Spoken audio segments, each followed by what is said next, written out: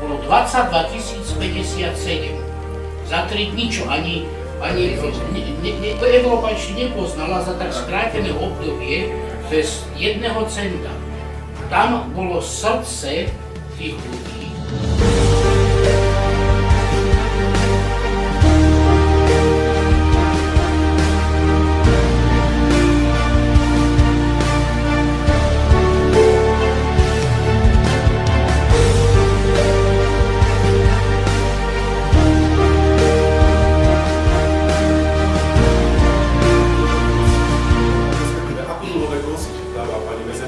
Eurozóny. 18 krajín, ktoré používajú euro v súčasnosti. Ako dlho prežije eurozóna? Čiže 18 krajín, ktoré používajú spoločnú menu euro. No, k tomu môžem povedať, že nie som prognóz, takže nerada typujem, ako naozaj zahrávať sa s takýmito údajmi mi pripadá na tejto pôde a z mojej pozície byť aj trošku nezodpovedné. Takže nebudem vám hovoriť, aký je môj odhad. Ja len viem, že k tomu odhadu prispeje práve uskutočnený nezávislý objektívny audit. A ten potrebujeme vykonať čo najskôr. Od toho bude závislé, nakoľko pre nás ešte bude výhodné vlastne v eurozóne. Mám teda otázky a médiá vám dávajú dosť také otázky, koľko schoduje v prezidentskom paláci. Čo sa dá spraviť s médiami, pretože naozaj vidíme, že rádio napríklad, ktoré začne trošku rozprávať o niečom, je umlčané. Médiá vieme, jak komunikujú, že výslovne otáčajú všetko v neprospech takýchto kandidátov, ako ste vy. Ako sa s týmto dá vysporiadať, alebo máte nejaký návrh, čo spraviť, pretože naozaj ľudia formou nejakých takýchto plátkov a dajme k tomu Facebook je naozaj slobodné médium, ako ináč sa dá v podstate robiť kampaň, aby sa naozaj ľudia dozvedeli? No, takže len budeme ľuďom otvárať, poviem to, už nie len oči, ale aj srdcia a budeme sa usilovať o to, aby vedeli rozlišovať medzi klamstvom a pravdou, medzi živými a zlomyselnými zámermi a čistými úmyslami. Nedá sa nejak inak tento neblahý vývoj preskočiť. Jednoducho, naozaj, ako som aj zažila vlastne to extempore na tom parlamentnom balkóne, kedy som si uvedomila, že nie, že sa sprivatizovala celá spoločnosť, ale aj celý parlament, dokonca parlamentný balkón, tak som sa utvrdila v tom priamo na mieste činu, ako sa tu hrá nebezpečné hry. Hrá sa tu veľmi dokonalá inscenácia, ktorej ale záverečný účet, my ako veľký účet zaplatíme.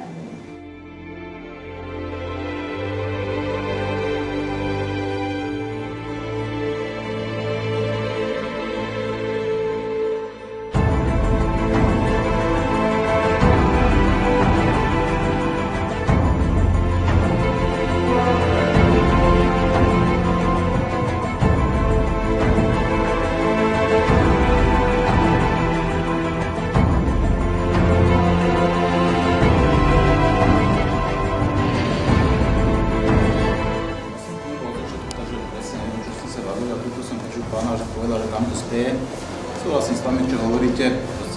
My si musíme všetci uvedomiť, že žijeme v sebadeštruktívnom systéme.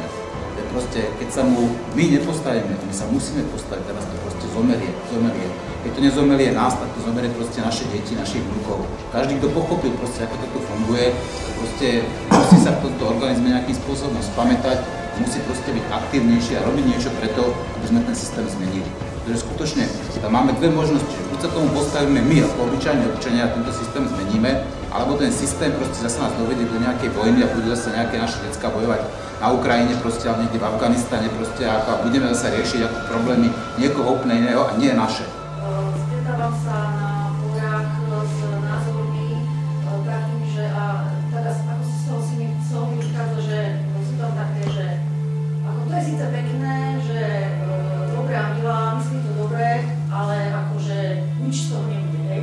A ja chcem povedať, prečo ja verím na Nevazanskej a tam sa to aj snažím vždy nejakým spôsobom tak podsunúť a neutralizovať tieto energie, ktoré naozaj vyťahujú tiež z keľsu, že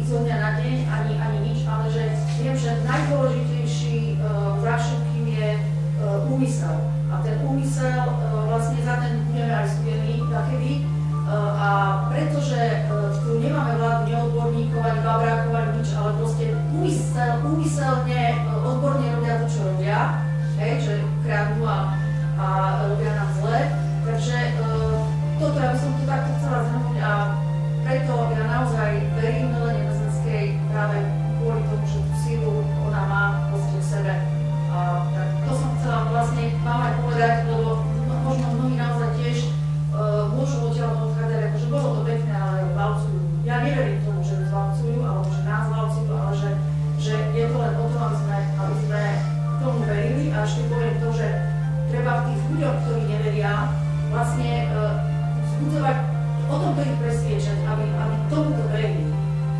Lebo naozaj v tej viere tá sila sa spojí a ja tomu verím. Takže to je asi tak podobne. Ďakujem za túto podporu. Ďakujem. Ja chcem len ešte doplniť, že naša viera je naša prítomnosť a budúcnosť. Ak budeme veriť vo víťazstvo dobra, lásky a svetla nad nenávisťou, tmou a zlým, tak naozaj to dobro, svetlo a lásku aj budeme žiť. Všetko, čo žijeme, čo veríme, je naša budúcnosť, je naša prítomnosť. Všetko je odzrkadlením našej viery. A to je to základné posolstvo, s ktorým chodím medzi ľudí, s ktorým som prišla aj medzi vás.